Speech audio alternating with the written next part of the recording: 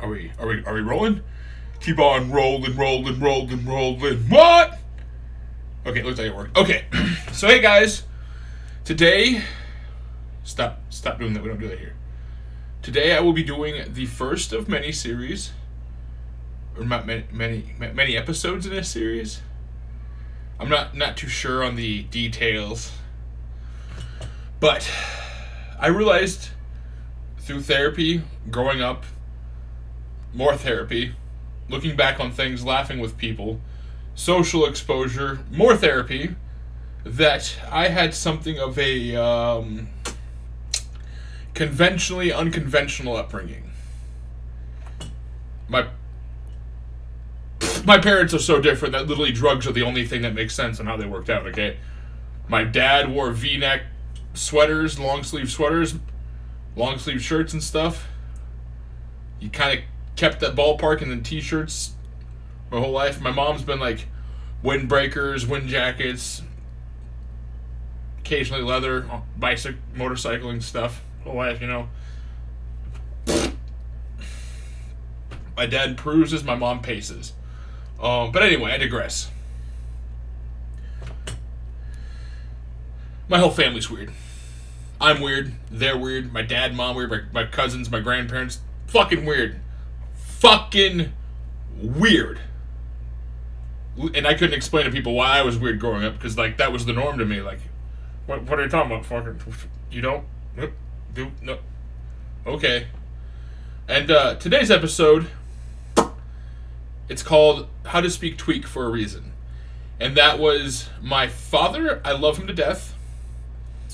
He has a great charisma score, but unfortunately, people who are great at something can also tank at it very, very quickly and fast.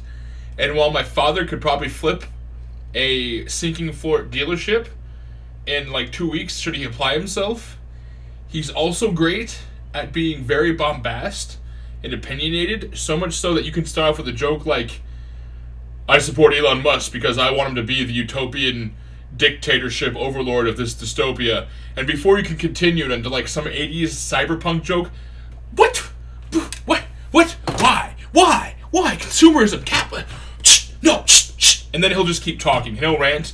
And by the time he's done, he's like, so tell me, why? Like 35 to 55 minutes later, you're like, well, I kind of don't even give a shit anymore. So like, what's the point, bro? And then, my mom, she gets very excited. She just kind of keeps snowballing and she keeps feeding you the information because it's piling up in her head that fast, and that's how fast her conveyors work. And you're just like,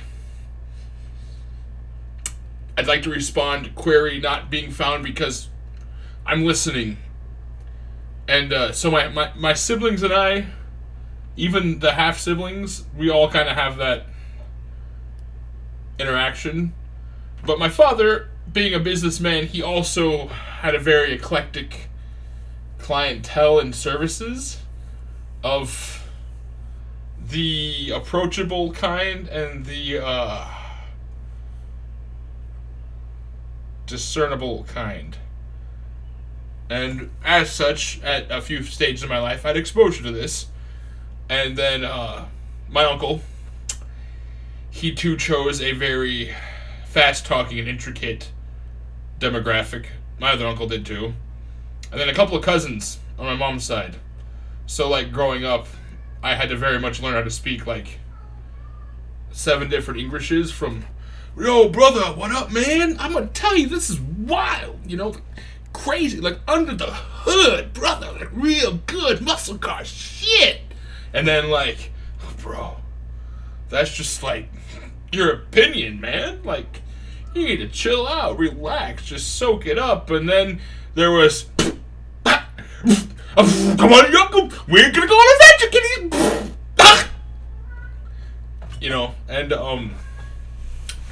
we're gonna focus on that one, which landed me into trouble because, like, one time I was going on a school field trip. They're taking us across the mall, showing us stalls and stuff. Me, being ADHD, mildly autistic, I didn't pick up on social cues. If I was curious about something, I would just right off that cliff, you know? And during this time, I think his name was like Fred or Timothy. I don't remember, but like he was in like that part of the mall where you have the door and the display. And he was just like chilling there, like perusing and stuff, and so me like, well, I'm bored with everything that's happening, and the teachers have been talking. What's going on over there? You know, I followed him, and I'm talking to him for like, I don't even know how long, but longer than any child should have been talking to him. He's just like, and then you have to go over there, you got this, and I'm just like, oh yeah, oh yeah, oh I know what you're talking about, I know what you're talking about. Oh, you want a hot dog? Yeah, Timothy, I'll get you a hot dog. And like the kids are like, this motherfucker is being weird yet again. And I'm just like, okay, I got this allowance, Timothy, from my mom. And like, we could go over here to the stand and buy some hot dogs. Like, $1.50 a piece. It'll be great. It'll be great. And, you know, like, the teacher's like, Caleb, come on now. Come on. You have a nice day, sir. Concerned and for my safety, like, I'm like, that was Timothy. He wants a hot dog. Can I get him a hot dog? No, you're on a field trip, but I have the money. No. And you know, I was assigned a tutor. I don't know if it's because I was a handful, because I needed multiple adults to stimulate me from the ADHD-tism combo, or like, I don't know, but like, I knew I must have been a pain in the ass because I had a college grade reading and comprehension level, and the teachers could not keep up, and I thought everyone was faking stupid. I didn't know they weren't absorbing information. It was hard for them to grasp, you know, but I digress. Anyway, the first step to talking tweak, it starts with the intro. If you ever want to blend in public, get shot and stabbed in some places, meet some interesting friends or clientele, it all starts with this. You know, you gotta pretend like you're just zoning in on something. You're really feeling some non-existent vibe. You like to wave or like motion, and when they like try to get your attention, you gotta be fast, but slow motion at the same time. You gotta be like, hey, how you doing, Dave? What's going on, Dave? And like, you know, you have to like get wide-eyed, like every fifth to eighth syllable, because like you gotta, that first intro though, you gotta pierce their soul and then immediately disconnect. Like you gotta pretend like you don't want to make direct eye contact after you just saw their family tree in their eyes. You know, you gotta be like, whoa, over there. There's some stuff, really cool stuff, guys. You know, over there for sale. We should probably go check it out. We could probably get a 5-finger discount. You know what I'm saying? Yeah, like some of them do the thing with their mouth, like they're like slurping up some soup, like a cat or something, and other ones just like they're grinding non-existent taste. But the less you can make a cat that taste, and the more you talk again, the more. See, the camera's getting afraid. The camera is getting afraid because I'm scaring it. That's gonna happen to like most people, like everybody in that situation. And I found that if you're in a social place and you want people to leave you alone, you just act like you're a tweaker, and they will fuck the fuck right off. Like they won't even bother or care that you exist. They will be the teacher, escorting themselves away promptly. Like, you know, you're at a party and you're just chilling. You don't know why you're there. You're in the social setting.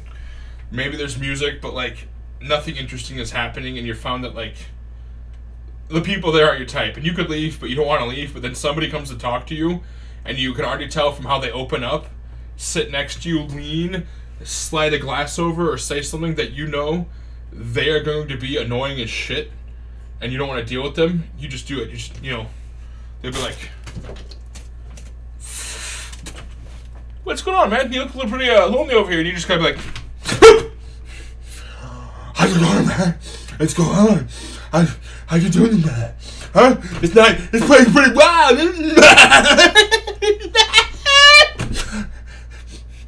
You want to go down the punch bag machine? The punch bag machine is cool.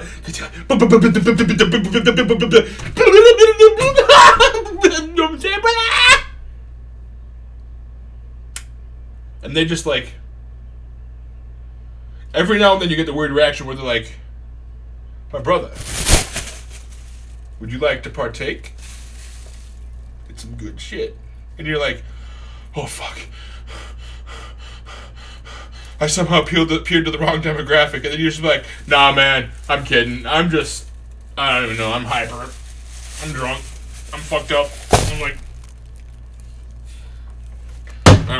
Like, I'm so fucked up, dude. Like, I can't even. Like,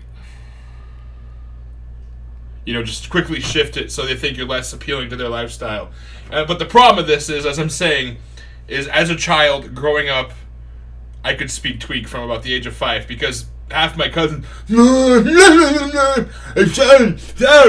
got a tab for that. I'm gonna stop it, mom. And you're like, are they having a stroke? And that's just them. Fuck. I think that's time to end though, because like, oh, daddy. But yeah, no, that'll happen too if you tweak out too much. You'll get hit on random objects and you won't even notice because like, apparently while their body's breaking down, it's regenerating itself. They're like Deadpool Wolverine. The point is, you ever want to freak people out and talk tweak? Just take like a geriatric clown and make him exhausted but hyped up like he's Richard fucking Simmons. And you'll have it covered. Just remember, about every 58th syllable, wide-eyed, make sure you get a tweak in there between pauses or sentences, and then steamroll the fuck out of whatever thoughts you have so people will be like...